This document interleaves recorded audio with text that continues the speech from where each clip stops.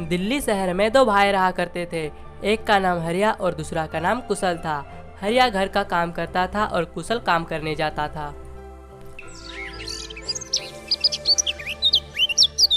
एक दिन सुबह हरिया देर तक सो रहा था और कुशल अपने काम पे जाने के लिए लेट हो रहा था।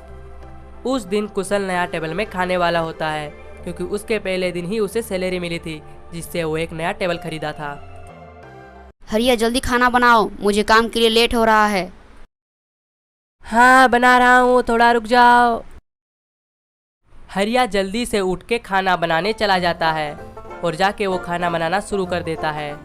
खाना बनाने के बाद जब कुशल को वो खाना देने जाता है तो उसका पैर फिसल जाता है और उसका सारा खाना नीचे गिर जाता है जमीन पे।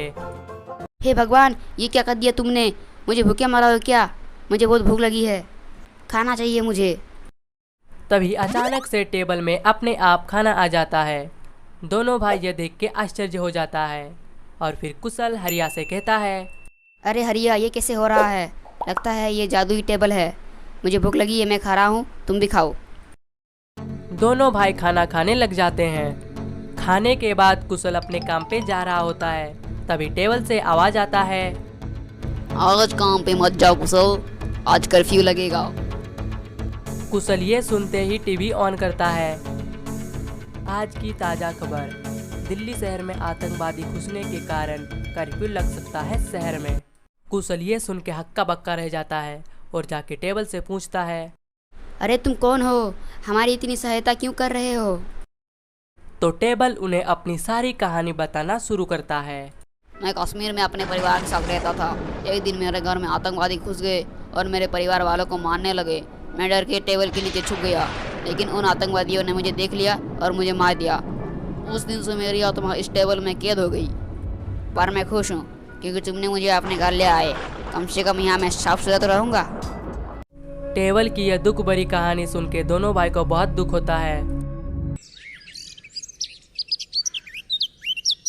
उसके बाद से उसके घर में दोनों भाई और टेबल खुशी खुशी रहने लगे। उन्हें जो भी जरूरत होती टेबल से मांगता और टेबल उन्हें दे देता था। उसके बाद दोनों भाई गरीबों का मदद करने लग गए। हरिया और कुशल के घर के पड़ोस में हरिलाल रहता था। वो दोनों भाइयों से बहुत जलता था। एक दिन दोनों भाई सुबह उठ के खाने जाता है। जाके देखता है कि वहाँ पे जादुई टेबल नहीं है। दोनों भाई देख के बहुत घबरा जाते हैं और फिर दोनों भाई उस टेबल को खोजने लग जाते हैं, पर वो टेबल कहीं नहीं मिलता है। मुझे लगता है कि हमारे जादुई टेबल को हरिलाल ने चुरा के ले गया है। हाँ, मुझे भी शक हो रहा है। चलो मैं पुलिस को बुला लेता हूँ। कुशल पुलिस को फोन करता है और हरिलाल के बारे में बताता है। थोड़ी देर बाद पुलिस आता है और हरिलाल को पकड़ के थाना ले जाता है।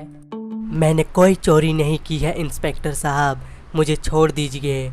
मैं सच बोल रहा हूँ इंस्पेक्टर साहब, आप मेरे बातों का यकीन कीजिए। वैसे भी आपके पास कोई सबूत नहीं है तो आप कैसे मुझे पकड़ सकते हैं? कृपया एक बार आप जांच कीजिए प्लीज़। अच्छा ठीक है, तुम इतना कह ही रहे हो तो मैं एक बार जांच कर लेता हूँ। फिर पुलिस इंस्पेक्टर थाना से निकल कर कुशल और हरिया के घर जाते हैं। तो वो जाके खिड़की में देखते हैं कि हा, मैंने खुद टेबल चोरी करके हरिलाल को फंसा दिया। हा, और मैं अकेले इस टेबल का मालिक बनना चाहता हूँ। फिर मैं पूरा दुनिया का अमीर आदमी बन जाऊँगा। हा, बस आज की रात को मैं कुशल को मार दूँगा, उसके बाद सब कुछ मेरा। हा। यह सब बातें पुलिस इंस्पेक्टर सुन लेता है और फिर पुलिस इंस्पेक्टर जाके हरिया को पकड़ लेता है और कुशल के पास जाता है और उसे सब बताता है। इसी ने वो टेबल चोरी की है और इसने हरिलाल को फंसा दिया। ये तुम्हारा लालची भाई आज रात तुम्हें मारने वाला था और ये तुम्हें मार के दुनिया का सबसे अमीर इंसान बनना चाहता था। कुशल ये सब सुन के बहुत उदास हो जाता है। उसे विश्वास नहीं हो रहा था कि उसके सगे भाई उसके साथ ऐसा कर सकता है। तुम मेरे अपने भाई होके भी मुझे मारना चाहते हो? अरे भाई, तुम अगर कहते हो तो मैं तुम्हें बिना कुछ कहे ये टेबल दे देता, मगर तुमने तो छी, मुझे तो तुम्हें अपना भाई कहते हुए भी शर्म आ रहा है। भाई मुझे माफ़ कर दो, मुझसे गलती हो गई, मैं और कभी ऐसा नहीं करूँगा।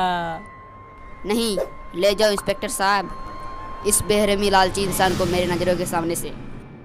कुशल को बहुत बुरा लगता है कि वो अपने सगे भाई को जेल भेज रहा है। बचपन में माता पिता के मरने के बाद वो दोनों छोटे से ही एक दूसरे के साथ रहे।